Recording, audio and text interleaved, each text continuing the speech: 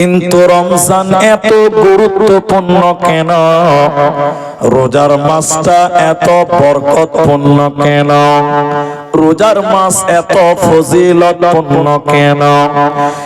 এক নাম্বার কারণ হলো এই কোরআনকে, এই কোরআন বরকতময় কিতাবকে আল্লাহ রমজান মাসে নাজিল করেছে। কোরআনের কারণে, কোরআন বরকতময় কিতাব, গুরুত্বপূর্ণ কিতাব, পৃথিবীতে এর চাইতে দামি কিতাব আর হতে পারে না। এই দামি কিতাবটা আল্লাহ রমজান মাসে নাজিল করেছে। এই কোরআনের কারণে আল্লাহ রমজানের গুরুত্ব অনেক গুণে বাড়িয়ে দিয়েছে। তাই আল্লাহ তাবারাক ওয়া তাআলা সূরা বাকারা সূরা নাম্বার 2 পারা নাম্বার 2 আয়াত নাম্বার 185 এর ভিতরে বলেন, শাহরু রমাদান আল্লাযী উনজিলা ফীহিল কোরআন। হে পৃথিবীর লোকেরা, রমজান এত গুরুত্বপূর্ণ হলো কেন? অন্য অন্য মাসের চাইতে রোজার গুরুত্ব বেশি কেন? আল্লাহ বলেন, আমি এই কোরআনকে রমজান মাসে নাজিল করেছি বান্দা। হে আল্লাহ, রমজান মাসে কখন আপনি নাজিল করলেন? দিনের বেলায় না রাত্রি বেলায়, সকাল বেলায় না বিকাল বেলা? আল্লাহ কোরআনের ভিতরে বললেন, না না না, ইন্না আযালনাহু ফী লাইলাতিল কদর।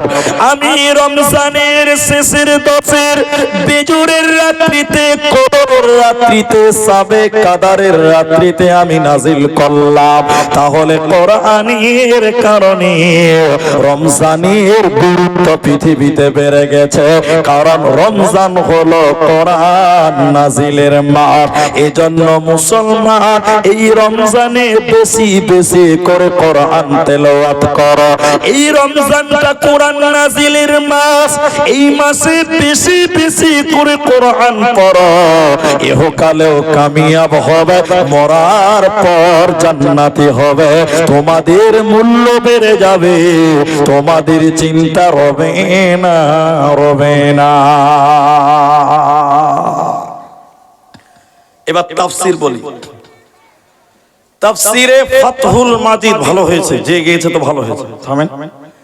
তাফসীরে ফাতহুল মাজিদে আছে, কোরআন নাজিলের মাস রমজান মাস, এই জন্য তোমরা বেশি বেশি কোরআন তেলাওয়াত করো।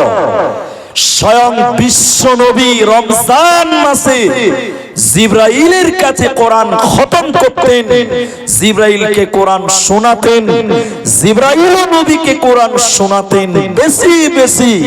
যে বছর নবীজি মারা যায়, ওই বছর নবীজি 2 বার কোরআন খতম করেছিলেন। বলুন সুবহানাল্লাহ। তাহলে এবার আপনারা মুখ খুলেন, একটু উত্তর দেন। তাহলে রমজান মাসে বেশি বেশি কোরআন পড়তে হবে। বলুন কি পড়তে হবে? কোরআন বেশি শুনতে হবে। বলুন কি শুনতে হবে?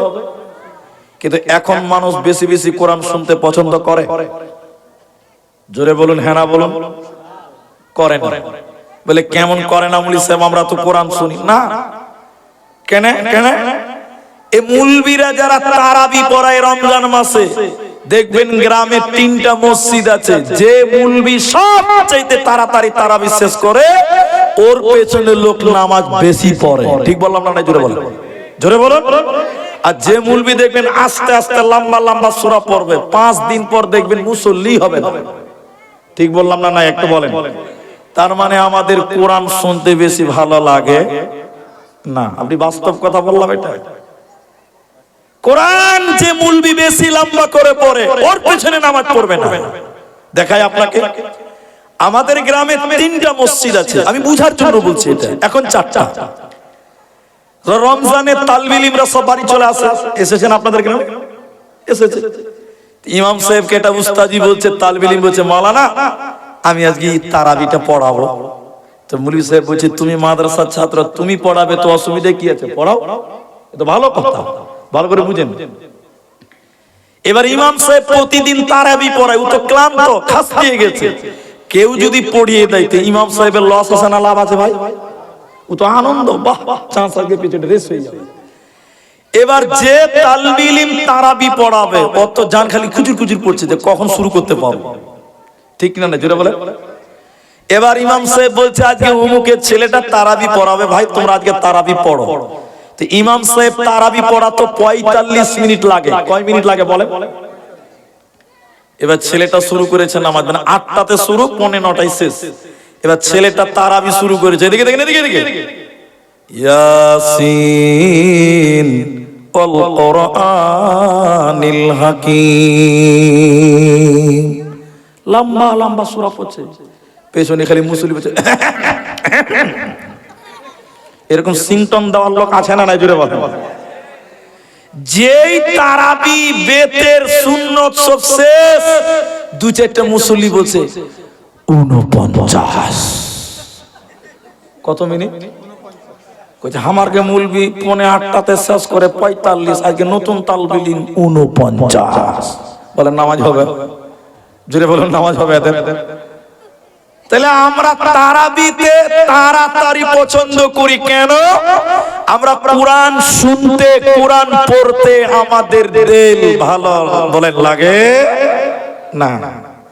নবীজি বললেন রমজান মাসে কোরআন তেলাওয়াত করলে কি লাভ?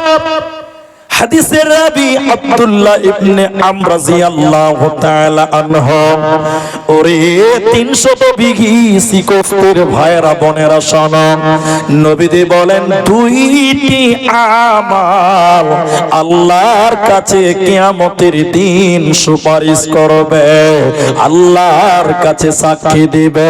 পৃথিবীর কোন লোক নয়, দুনিয়ার কোন মানুষ নয়, দুইটি আমল আল্লাহর কাছে মানুষের জন্য বলবে, মানুষের জন্য সাক্ষী দিবে।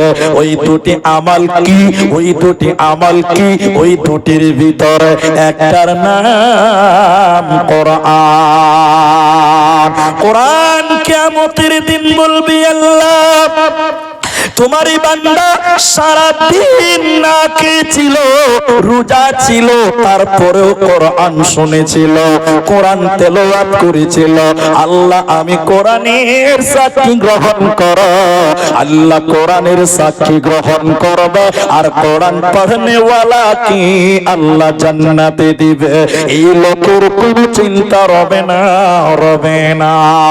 আর দ্বিতীয় নম্বর আমাল, তার নাম রোজা। রোজা কিয়ামতের দিন বলবে আল্লাহ গরীব মানুষ সারাদিন হাল বইছিল, সারাদিন মনিস কেটেছিল, এরপরও রোজা সারে নাও। আল্লাহ তুমি আমার সাক্ষী গ্রহণ করো, এই রোজাদারকে তুমি জান্নাতে দিয়ে দাও। কোরআনের সাক্ষী আল্লাহ গ্রহণ করবে, রোজার সাক্ষী আল্লাহ গ্রহণ করবে। এই লোকের কোনো চিন্তা রবে না, রবে না, রবে না।